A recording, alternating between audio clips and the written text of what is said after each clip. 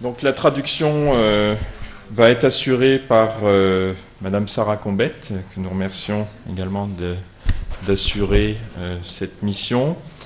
Donc le professeur Chapin est donc quelqu'un de très réputé, très reconnu à l'échelle internationale. Il est à l'université de Fairbanks, donc en Alaska. Et en fait, il est écologue. Ses travaux ont consisté pendant de nombreuses années à travailler sur la durabilité des écosystèmes, notamment face au changement climatique. Et en fait, depuis quelques années, il travaille sur la notion et il porte la question de comment réorienter en fait nos sociétés vers une relation plus durable avec la biosphère. Et donc, il porte la notion d'intendance de la planète. Qu'il promeut dans le cadre d'une initiative au sein de la Société d'écologie américaine. Et donc, il va nous donner quelques mots. Donc voilà, donc Thierry.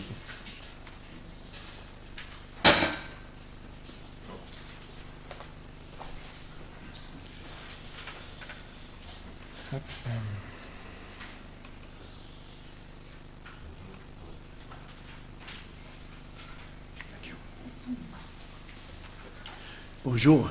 I apologize that I can't speak to you in French. I studied French maybe 50 years ago and I've forgotten all of it, almost. But I enjoy listening to, I can understand some of conversations, but I can't speak effectively, so I apologize for that.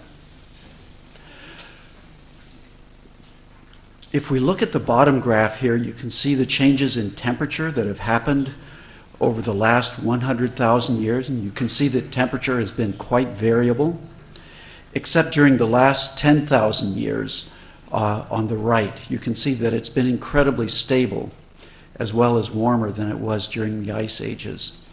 And it's only during this period of stability that culture as we know it really began, with agriculture, with all of the great European civilizations.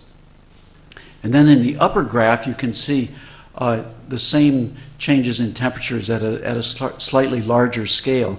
And even small changes in temperature, such as the medieval warm period and the Little Ice Age, caused tremendous societal disruption. And then if you look at the very right-hand side of that upper graph, you can see a black line. And these are the changes in temperature since the instrumental record began. And so you can see that we're leaving this zone of Holocene stability, which has been absolutely essential for the development of culture for mankind. We know a lot about the causes and consequences of this, but what's really striking to me is that the biggest changes have happened in the last half century, and that they're accelerating rather than becoming less pronounced. So we have large drivers of change, such as changes in population, wealth, and use of resources. This causes changes in environment, such as changes in climate and flood regimes. And there's other changes in addition that are important, such as changes in land cover, species extinction, and the exploitation of populations. So, given these changes, we're facing major changes in the way that the planet functions. And it's important now to build a science where we think of people as part of nature, and which society recognizes its roles and its responsibilities as part of this integrated system. So on the right you can see a set of social problems which social scientists study. On the left you can see a set of ecological processes that ecologists study. But we really need to think of this as an integrated system that, at least in this simple cartoon, you could think of as being the services that are provided by ecosystems to society, and then the impacts that people have on the environment, and the way in which people influence that environment. So the basic issue in my mind is, how do we fix a degrading biosphere? A biosphere that's becoming degraded at a variety of scales, including the scale all the way to the planet. It's a very large challenge, and it's something that we need to be working on now. It's not something that can wait until the science is ready for us to be able to do this in a completely well-informed manner. And since we don't know exactly what we're doing in trying to fix a degraded biosphere, we'll inevitably make mistakes. And so we need to always be ready to change and learn so that we can change our way of interacting with the biosphere. Also, it isn't someone else's problem. Nobody else is going to fix this. It's really our problem as a community. Human ecology and human actions are at the very center of both the problems and the solutions. So we need to be thinking about the integration of nature and society in order to think about solutions. And this is going to require collaborations among many disciplines in the natural and social sciences, and especially collaboration with people who are working on the ground, practitioners in many fields. So Earth stewardship is an initiative that I think it's an idea that's developed in many places. You've already heard about stewardship as an important motivation and process in France. But the Ecological Society took this on as a major initiative, recognizing that ecology for its own sake was insufficient to be able to really address any important issues. By stewardship, I mean the active shaping of pathways of change in social ecological systems to enhance ecosystem resilience and human well-being. So the key features of this are that it involves active intervention rather than preventing interventions. And since we don't really know everything that will happen in response to these interventions, this is a risky approach to take, and it's best undertaken at small scales where the consequences are more manageable. It involves shaping change. The planet is changing. Through the changes in fossil fuel emissions, we've already committed the planet to additional changes. So it's not a question of stopping change, but shaping the changes that will inevitably occur. It's also about a system in which people are part of nature, as Raphael mentioned with ecological solidarity. And there's two goals that are equally important. One is ecosystem resilience, and the other is human well-being. So it's not a question of people or nature, but it's a question of how to develop a system of people with nature, people as part of nature. So there's many principles that can contribute to this that come from a whole wide variety of disciplines. But in general, you can think of some overarching principles. One of these is that global problems require solutions at many different scales. So it's important that we address these issues at many scales, and also that we be aware of the consequences of our actions at scales that we're not explicitly focusing on. Also, durable solutions require the simultaneous addressing of multiple issues. We can't think about climate change or economic issues as isolated issues. They're part of a complex set of issues. And any person who's trying to solve problems on the ground, a farmer or a city planner, realizes the importance of considering multiple issues at the same time. Then incentives need to be aligned with solutions. If the incentives for human action are at cross purposes with solutions, then it'll be very difficult to find sustainable solutions.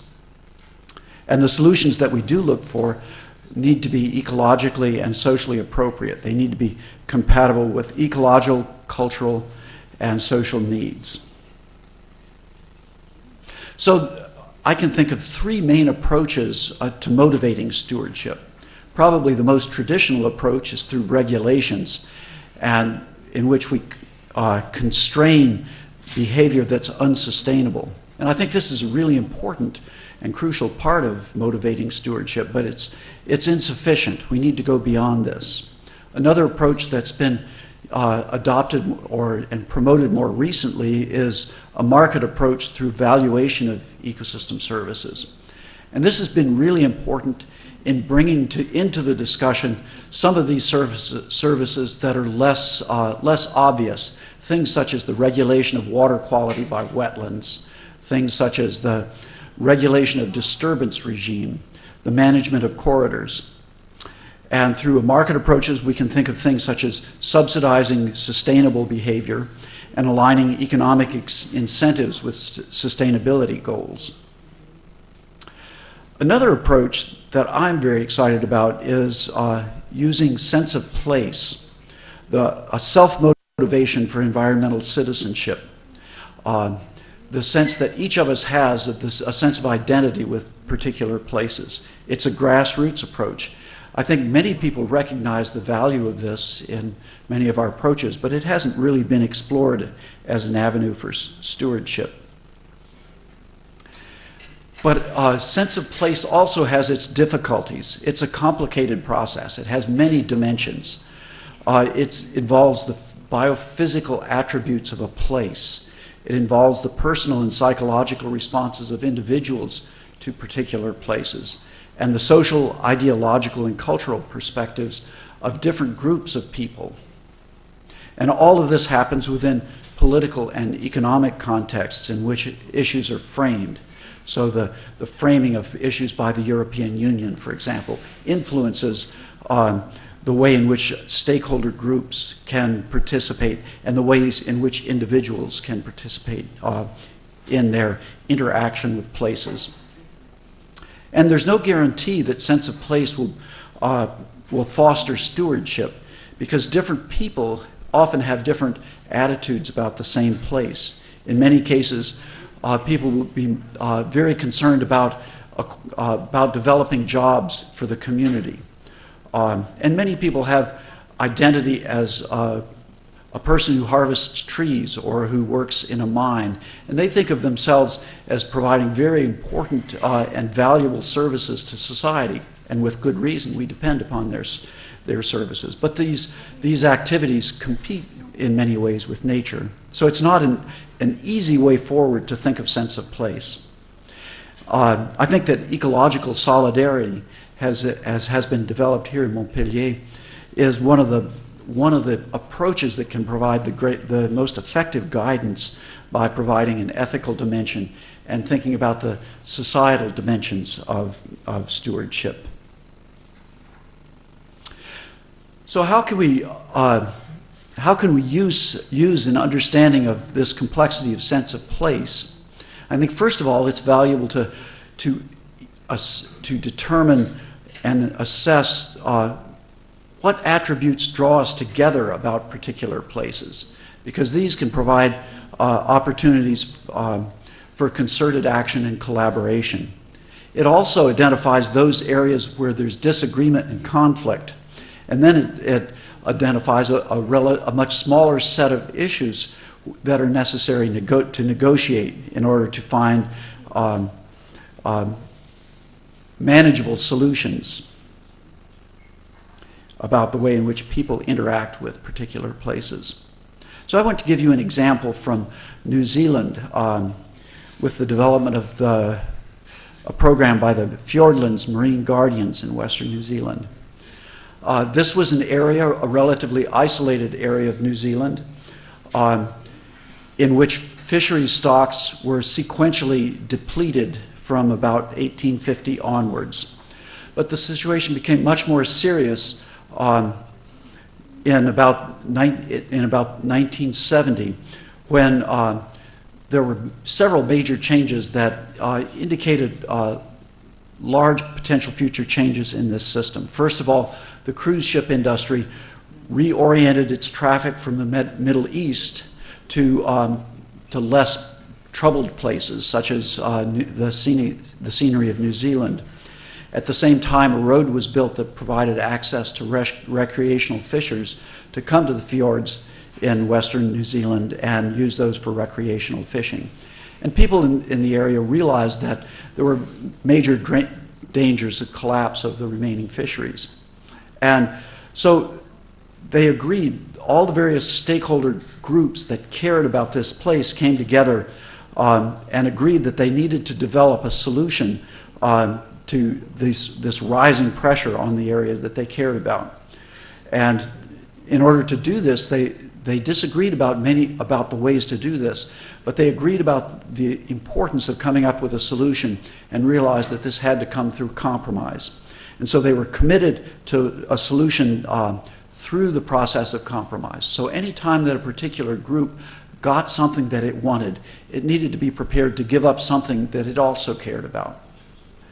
And so over a period of several years of many difficult negotiations, they worked out a solution.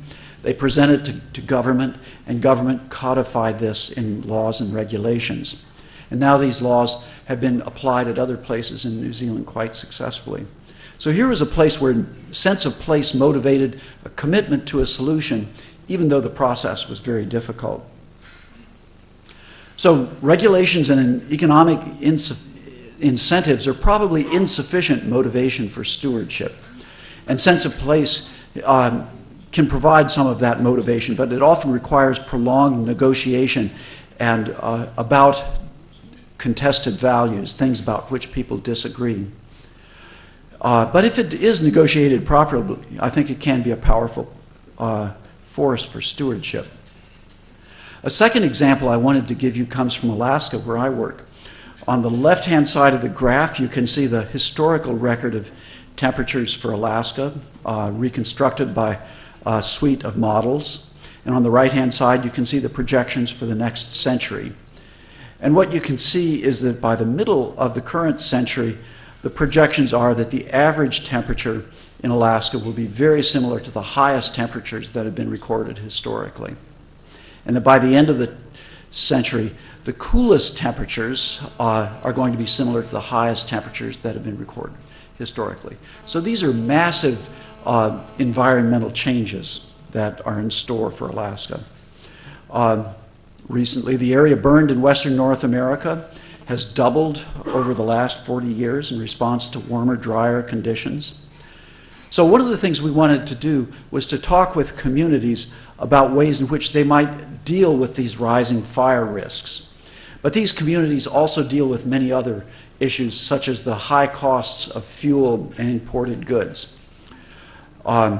So what we discussed with them was the possibility of clearing areas around the community for heating buildings, but to plan this out in a way that the harvest would be sustainable. This would produce a fire break and reduce the risk of fires. It would provide heat. It would provide jobs for the community and in the form of wages, and would provide habitat for moose and other animals close to the communities. Now, in this particular situation, in these discussions, this project never was successful because it was an idea that we brought to the community. Now, there's other communities in Alaska that have come up with very similar ideas on their own and have begun implementing these. And these have been quite successful. So one of the lessons I learned from this is it's not only a question of finding the right good ideas, but also the way in which these are communicated and developed by communities. So just a word about Alaskan communities. Most rural communities in Alaska have a predominantly indigenous population. They're off of the road network. They're disconnected from the electricity grid. People depend very substantially on harvest of fish and animals and other animals for food, and they get a lot of their fuel locally. So another project that I've been involved in recently is a community partnership for self-reliance and sustainability. It's a partnership between university scientists and native leaders in Alaska. And the goal is to foster self-reliance of these communities in the face of rising costs and declining support programs from both the state of Alaska and the federal government. So what we've done is to develop a collaborative partnership with each of 4 different communities in which we visit communities, ask them what their vision is for self-reliance. How will they become less dependent on government programs and more dependent on their own capacity to thrive in these communities? And how can, so what is their vision for self-reliance, and what are the ways in which the university might be able to assist them in doing what they seek to do? So in a sense, this is a social experiment, and I'm certain that some of these will be more successful than others. But it's the communities that really need to decide what self-reliance means for them and how they want to get there. So we've visited each of these communities 3 times. During the first visit, people mainly wanted to tell us all of the problems that they had. It was basically a downloading of all of the issues they were thinking about. And we listened. And over the course of a couple of days, we had discussions about what were the issues that were of greatest concern to them. Then we tried to think of which of these issues that are of major concern to them are issues where the university might be able to make a constructive contribution, and which are the issues which they can best solve on their own. And finally, we went back to try to begin to implement solutions to some of the issues that they were most concerned about. One of the things that was really clear from conversations with all 4 of these communities is that their central goal was to maintain a strong culture. And this is largely an issue that's under their control, although we can help out with things such as language programs. There were some issues that most of the communities agreed were difficulties for them. The most important of these, or the most to them, were the high cost of energy, and which is coupled to the cost of flying fuel into these locations, and then also the difficulty of meeting subsistence needs. And so we worked with several of the communities on both of these issues. But in addition, each community had separate issues that were important to them, but different from the other issues. So if we had started out with a program that was university motivated and said, these are the issues that we think are the most important issues in Alaska, we would have missed some of the most important issues. For example, in one of the communities is threatened by coastal erosion as a result of retreating sea ice. And it's projected that within 5 years, the largest building in the community, the school, will be eroded away. They've already lost their barge landing, which provides supplies, their water and sewer system, which are important for sanitation and local health. Another community is concerned about protecting infrastructure in place from flooding that happens when the ice breaks up on the rivers in the spring. Another community was concerned about their rights to clean water as a result of possible mining developments upstream. And the 4th community was concerned about their rights to fish for salmon at times when state agencies are reducing the opportunities for fishing in order to protect salmon stocks. So it involved a very different relationship between the university and the communities. It involved, most of all, active listening to what their concerns were, a willingness to share control and to put them in control of the process and the issues that would be developed. And basically, we play a role as a boundary role in which the communities are reaching into the university rather than the university reaching out to communities. Crucial to this has been the involvement of graduate students. They've been very effective links in communication because of just the inherent or perceived power imbalances between local communities and university researchers. There's many other stewardship opportunities that are present throughout the world. Sustainable transformation of cities and the associated depopulation of rural areas provide wonderful opportunities to reinvent things. Sustaining cultural and biological diversity, meeting the needs for food and water while maintaining environmental quality and ecosystems, managing for uncertainty and transformation, fostering environmental citizenship, and so forth. So the broad strategy for Earth stewardship is, first of all, to build the science and engage multiple disciplines and practitioners. Secondly, to define the science needs, and then identify scenarios of change and intervention points. And finally, to apply this science to sustainability issues by engaging key stakeholders and communicating the science that's needed to support social movements. So I think there's opportunities to substantially improve the relationship between society and the biosphere, and stewardship provides some guidance for sustainability in times of rapid change. And there's ways in which all of us can contribute to this. But it's going to require a commitment to seeking solutions rather than just learning new things. And it's something that we need to be doing now. Now is the time to act. Thank you.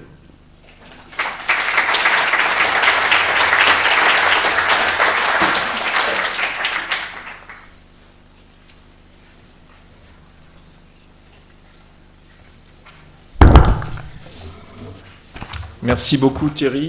Je vais peut-être demander à Sylvie de se joindre à nous pour faire la traduction simultanée, éventuellement des questions pour Thierry. Ah, ok. Bon. Est-ce qu'il y a donc des questions dans la salle d'ores et déjà, ou des commentaires en lien avec ce qui vient d'être dit? Si vous pouvez vous présenter brièvement. Donc Virginie. Attends une petite minute, le micro arrive.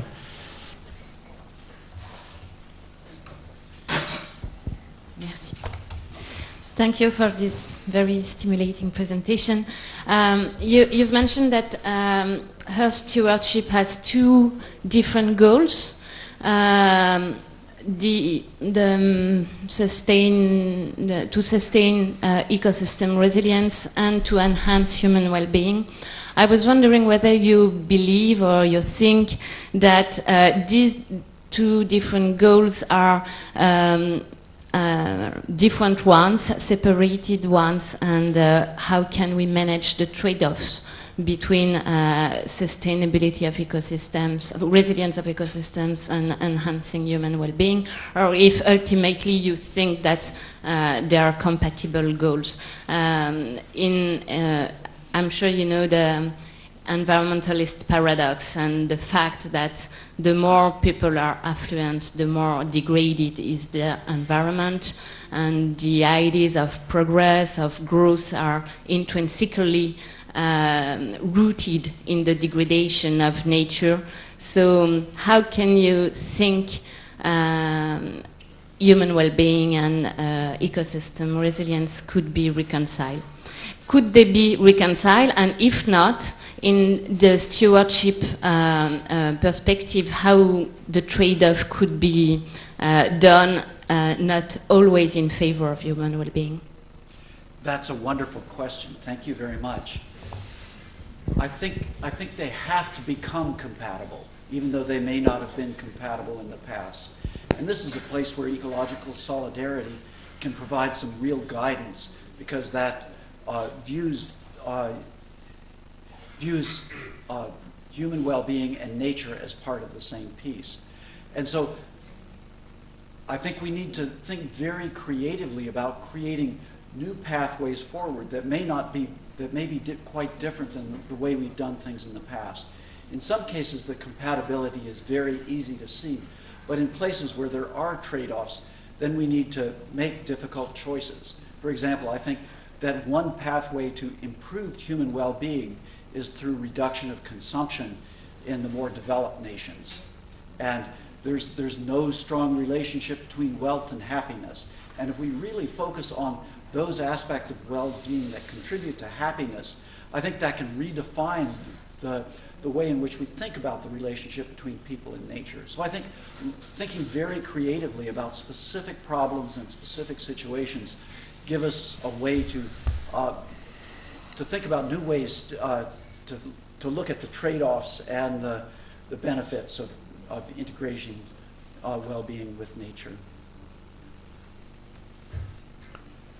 André Micou.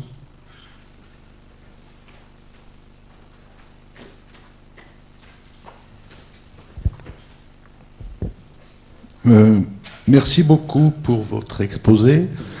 J'ai bien aimé la notion de sense of place. Bon, le sens que j'appelle le milieu, le local. La question que je me pose, c'est comment s'assurer de la légitimité des acteurs qui vont dire le sens de ce lieu. Par exemple, dans les communautés que vous avez rencontrées, comment petit à petit émerge une parole légitime pour dire ce sens.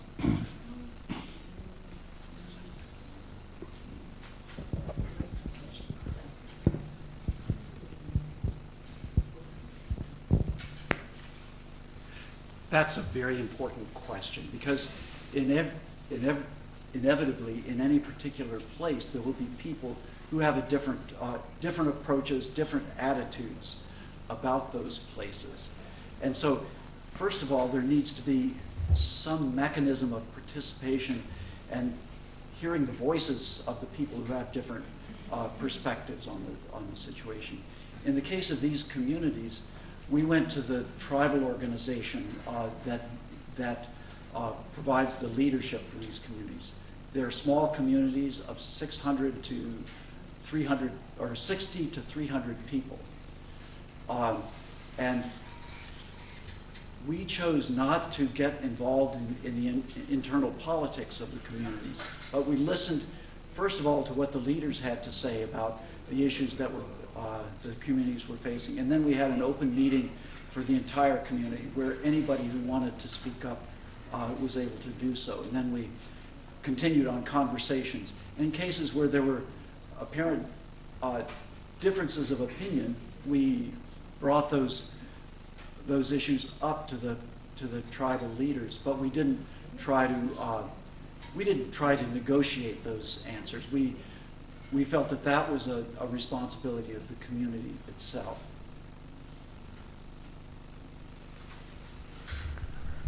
Claudie.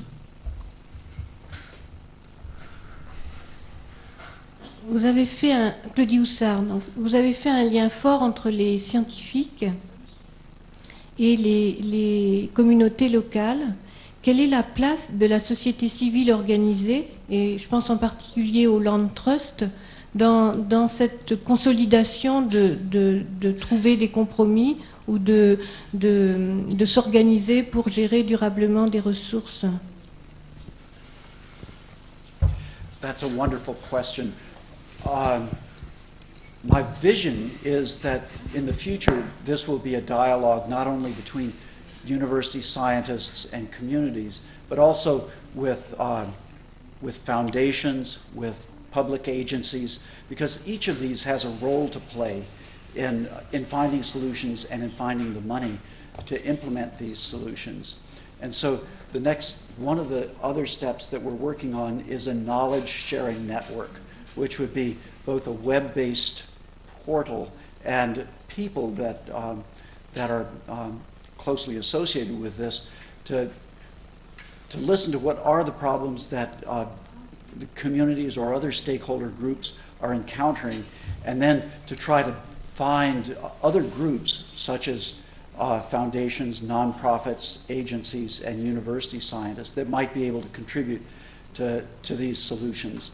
So I think a large part of the issue is finding a pathway of communication that's open and understandable to many of the participants that many of the groups that need to participate in solutions.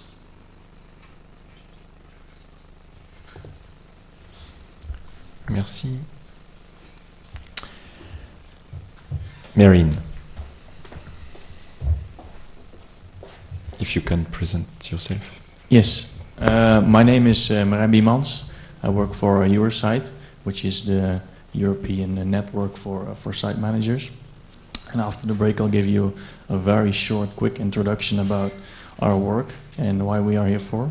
But now I would like to have ask you a question. You said that you emphasized the importance of framing land stewardship. Earlier, for instance, the EU could take responsibility for those kind of things. And that made me wonder, in Europe we have a policy of Natura 2000, which is a network of sites, natural sites. And I wonder, what do you think, in addition to those kind of policies, should or could the EU do to develop or bring land stewardship to a next level?